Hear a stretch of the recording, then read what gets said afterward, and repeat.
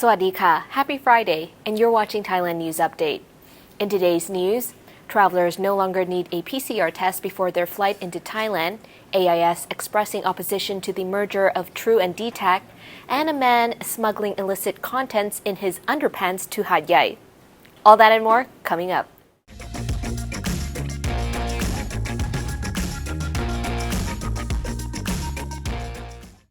We're starting Friday off with some fantastic news. Travelers entering Thailand will no longer need to take a PCR Covid-19 test before their flight, but visitors will still need to take a PCR test once they land in Thailand. All travelers, vaccinated and unvaccinated, no longer need to take the pre-travel test, but requirements after entry vary depending on the program you come on: Test and Go, Sandbox, or alternative quarantine for unvaccinated travelers. And there are still some airlines that will require a PCR or ATK before flying or other documentation separate from the Thailand Pass paperwork. To make travel a bit more palatable and entice more people to visit Thailand, the government's COVID task force decided to scrap the requirement for a pre-travel test taken within 72 hours before heading to Thailand. The revised entry requirements were published in the Royal Gazette on Wednesday, making the new rules official. For those who are fully vaccinated and entering under the Test and Go program, an SHA Plus hotel must be booked for their first night in Thailand while they're waiting for the test results to come back, which can take up to a day. On the fifth day of their stay, travelers will need to take a self-administered rapid antigen test and report the results on the Mall Prom app. Unvaccinated travelers or those who don't meet Thailand's vaccine requirements must isolate at an approved SHA Plus hotel or resort for 5 days under the alternative quarantine scheme and undergo COVID-19 testing before they are released. Before flying to Thailand, travelers must apply for a Thailand Pass QR code through the official website run by the Department of Consular Affairs. The link is on our website in Thailand Pass Stories. The registration is free, and beware of websites claiming you need to pay for it, because you don't. AIS, or Advanced Info Service, Thailand's biggest mobile operator, has written to the NBTC expressing opposition to the planned merger of its rivals, True and DTAC. AIS apparently submitted the letter on March 25th, urging the NBTC board to handle the deal carefully, where it claimed the merger would affect consumer interests and competition. AIS also reminded the NBTC board that it has the legal authority to consider the merger deal and stop it if they deem it inappropriate for the consumers. The letter was signed by Saran Palo Prakan, AIS's head of business development. It is the first public response by AIS to the massive merger in Thailand's telecom industry. The planned merger was announced in November last year as a plan to create a new tech company, which would then move into advanced tech, such as artificial intelligence, the Internet cloud, Internet of Things, and even space technology. But the deal has drawn plenty of criticism from academics and consumer advocates who say the move will lead to market domination and reduce competition, with consumers paying the price. Police have caught the man who allegedly made 9 bombs and left them strewn across a main road in Rayong on Tuesday night. One of the bombs exploded, and the other 8 were defused by Rayong police on Wednesday. The police used CCTV to figure out the criminal behind the operation, who said he used YouTube to learn how to make the bombs.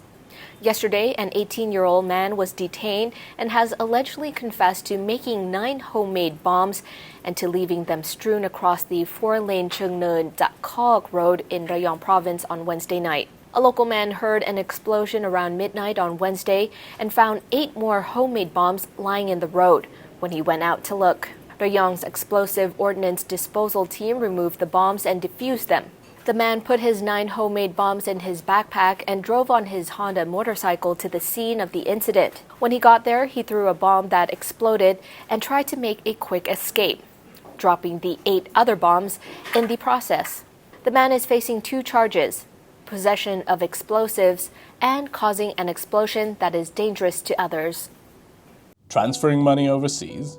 Sick and tired of the insane charges?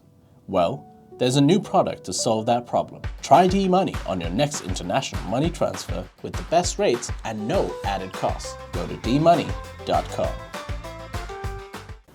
A man was arrested at Don Mueng International Airport in Bangkok while he was allegedly about to bring illicit drugs on board a plane. He confessed that he tried to bring drugs from Bangkok to sell in Hat Yai in the southern province of Songkhla. The 31-year-old alleged drug dealer was arrested with various drugs, including 207 grams of methamphetamine, 102 grams of ketamine, 11 grams of cocaine, and 6 packs of powdered methamphetamine, which is mixed with liquid to make stuff called happy water. Police say he hid the drugs in his jean pockets and some of them in his underwear. At first, he told officers that he had bought the drugs for himself. Reports say the officers didn't believe him and continued asking questions until he confessed that he was hired at 70,000 baht to buy drugs from Bangkok to sell in Hat Yai district. He said that the employer bought the drugs online via Facebook and asked him to pick them up.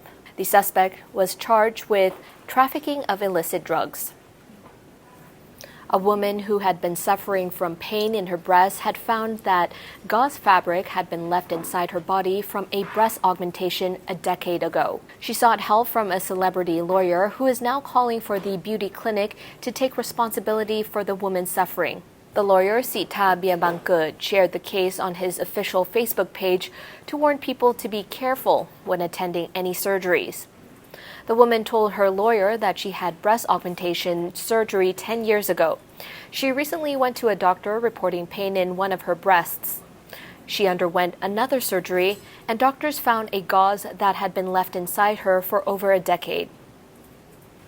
The date has been set for Liverpool Football Club's pre-season friendly with their rivals Manchester United at the Rajamankala Stadium in Bangkok for Thailand's mad crazy Premier League football fans. The two English Premier League giants will go head-to-head for the Bangkok Century Cup on July 12. Liverpool will travel to Thailand for the first time since 2015 to kick off their first preseason tour since the start of the pandemic. The 2022-23 Premier League season will begin about 3 weeks later.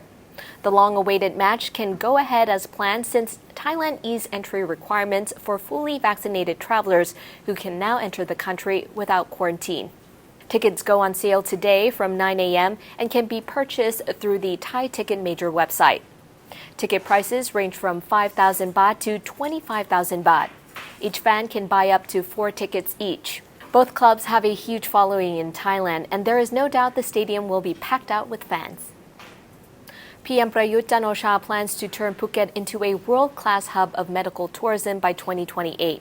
An international medical and public health service center called Medical Plaza is planned, complete with an international elderly care center, a palliative care center, and a rehabilitation center. It's not the first time the proposal has been wheeled out by the government and follows the proposal of a wellness hub for Phuket last month. According to a spokesperson for the PM, Thailand's medical and public health services have been recognized internationally. So, expanding medical tourism is going to be good for Thailand's economy in the future. A medical hub project that would be located on a 141 rai area on Mai Khao Beach in northern Phuket was announced back in July 2020 with a proposed budget of 3 billion baht. The latest Medical Plaza will be a comprehensive international medical and public health service center, complete with an international elderly care center, a direct palliative care center, and a rehabilitation center. And as we're approaching the Songkran festival in a couple of weeks now, infections seem to be steadily rising at the moment, which is not an ideal situation for many. Here are the figures for today. The CCSA has reported 28,379 new cases of COVID-19 with 92 new deaths. According to the latest reports, there are currently 251,214 in care and 23,843 released from care within the past 24 hours. And that wraps up the morning news for today. Don't forget to subscribe to the channel to keep up with all the latest news around Thailand. Also, click on the boxes here to watch other interesting shows that we have lined up for you this week. I'm Natty from the Thaiger. Sawadee ka.